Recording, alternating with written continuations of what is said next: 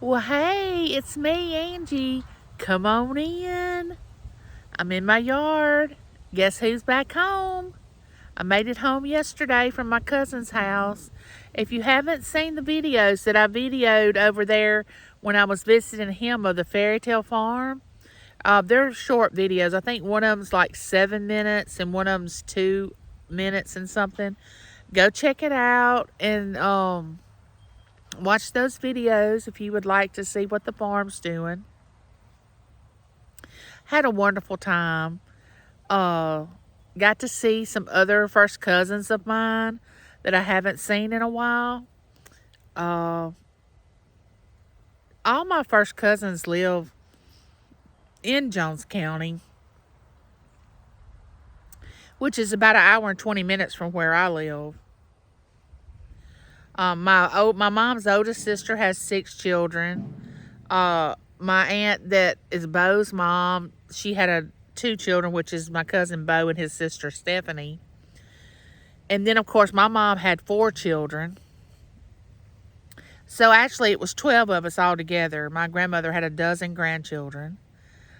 There's 11 of us left. My brother passed away when Matt was 7 months old.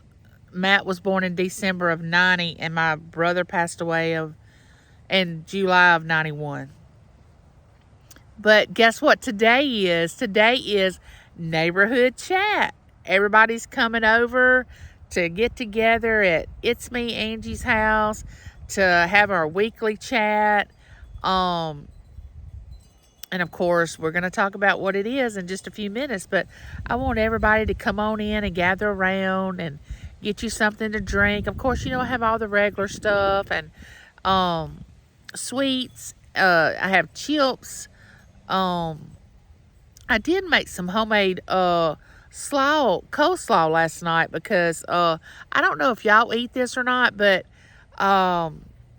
we put slaw on hot dogs here in the South. I don't know if y'all do that where y'all are. And so James said, let's have hot dogs. And I didn't really want chili, so I told him, I said, I'm going to make some coleslaw. So I have slaw in there, have some leftover hot dogs. I'm having hamburger steaks and gravy and rice and I don't know what else for supper, but that's on the menu. That is a given. I've already laid the meat out for the hamburger meat to make the hamburger steaks. James hadn't had a cooked meal in a week, so I figured that I would be the good wife and fix him a homemade meal. But anyway, let's get started on our little neighborhood chat. Are y'all ready? Well, guess what? We're going to talk about getting close to that jumping off place. It's kind of a topic that nobody wants to talk about, yet it's still something that we're going to all have to do. And I think the reason that I'm talking about it is because this weekend when I was at my cousin's, or this past week, another one of my cousins came over. His name is Mickey.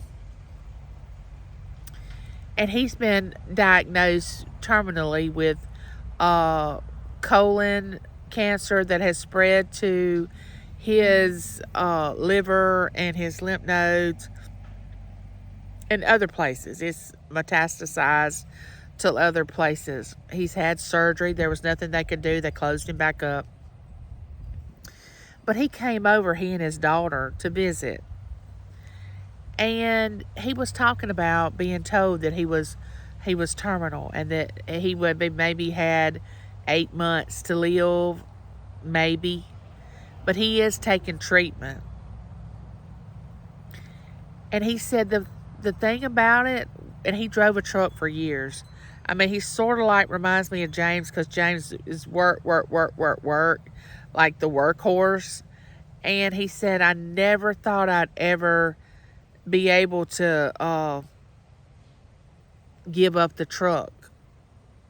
And he said, as soon as the doctor come in there, he said, because, my wife and I have debt, and the man's role is, oh, I'm the head of the house. I got to take care of this. I got to take care of that. And he's a spiritual person. He believes in God, and he talks about God. And he said, once the doctor came in and told me that I was terminal and that I probably had 8 months to live. He said, I actually felt relief. My eyes just kind of got big, like, really? And he said, yeah, it was like, I wouldn't listen a couple of years ago when I knew I probably should have went to the doctor.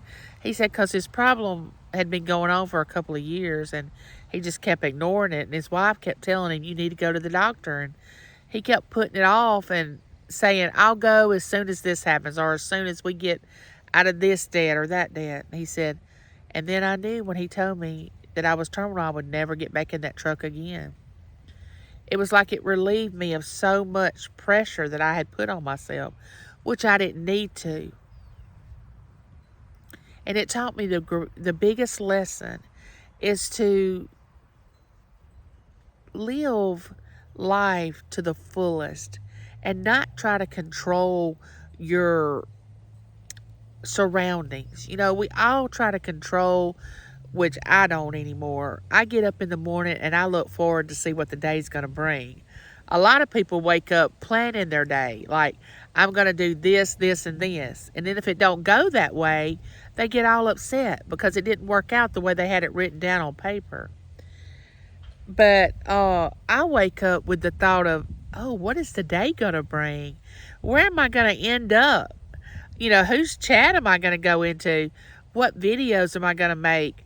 Who's going to come by and see me today? I wake up with that kind of attitude. And he said he doesn't plan his day out anymore. And he just lets things roll the way that they just naturally would come.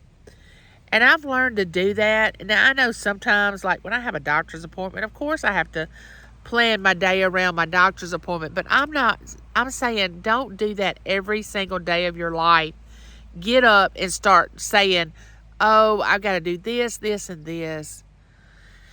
It's like I said before, just take a breath and say, you know what, for the next hour, I'm just going to relax and just sit and look at my surroundings and take in nature or call a friend I hadn't talked to in a long time or just listen to some kind of music. Something that'll bring you some kind of enjoyment that doesn't cost anything. You can listen to music, you can call a friend, you can go out in your yard and look around at nature, which that's where I am now, and I'm looking around at my trees and all, and taking in this freshness of this air that's hitting my face, and just enjoy, which we would call the simple things in life. Don't try to make a mountain out of a molehill or a molehill out of, just try to stay calm. A lot of people, they don't really stay calm. They are in what we call here in the South, a tizzy. Like you're just all up in your insides are just always in a knot. And let's try to get that knot out of our inside, because if you don't have peace on the inside, you're not going to have peace on the outside of your life. That's the key to it all. Once you have peace in here, it doesn't matter what goes on around you because everything's calm in here. But if things aren't calm in here, then you don't have any sort of direction, because you can't gather direction when you don't have peace. Peace is very important. Life is too short not to have peace. You might say, well, Angie, you don't know what I'm going through. You don't know the struggles that I have. No, I don't know. I don't know. And, but I will tell you that you are beautifully and wonderfully made. You are meant to be here. And you're like, well, how do you know that, Angie, that I'm meant to be here? How do you know that? Well, you woke up this morning, right? You're still alive, correct? Well, if you wasn't meant to be here, then you would not be here. So you say to yourself, well, what is my purpose? Why am I here? What purpose do I have? Okay, for years I asked that question when I was younger, which I knew was a mother. You know, that was part of my purpose. I was a wife. Um, I was somebody's aunt. I worked at different places that I could kind of have an influence on somebody else's life, a positive influence, because that's what I always wanted to do, was have a positive influence, have encouraging words to say to somebody. Never ever let them believe that they were less than, somebody else, that we all are the same. We breathe the same air. We have the same feelings most of the time. We have the same desires to want to become something and succeed. I mean, we all may look different, but most of the time we all have the same wants and desires. So, with that being said, as I've gotten older and I'm dealing with this autoimmune disease, and I know now more of what my purpose is, being handicapped, than I knew when I wasn't handicapped. And I think because I'm able to sit and really meditate and listen to what God and the universe is trying to tell me, what I need to do and how I need to be toward people, how I need to reach out to each one of you, and how you all have reached out to me. And this little older lady in a small town that has met all of you. And that's something I would never ever had done had I not become handicapped. I know I would have never been on YouTube. I already know that. I would still be working at the library and still be planning James and I our trips together, because we don't have any children, and we'd be going places when he was off work. But you know what? That wasn't meant to be. What's meant to be is where I am now. And I'm okay with it. And that's the point that we all need to get to, is acceptance. Accept where we are, and we can only change it once we accept where we are. Don't pretend that you're something that you're not, because as long as you pretend, then you can't go forward, because you're not being your true self. I mean, be your true self. And then you can either, if you want to change. If you want to do great things, small things, here comes the train. Here comes the train. And, but just remember that you have a purpose.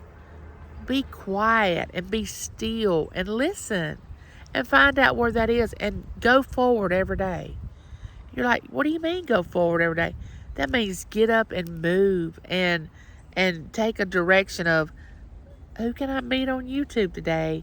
Who can I support? Who can I reach out to encourage them? Always be the person that want to be the comforter and the encourager. Don't always be the one that you want people to give to you. Be the giver and not the taker. Here it comes. Y'all hear it? Here we go. See if it'll blow its horn when it gets right up here.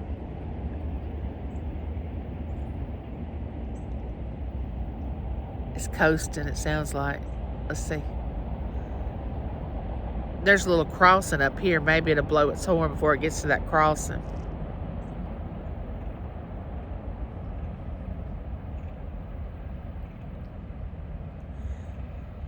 I'm like a little kid when that train goes by.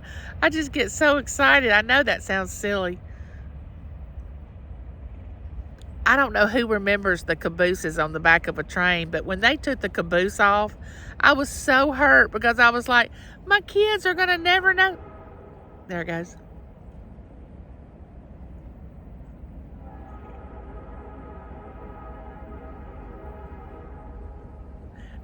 My children are never going to know about the caboose on a train.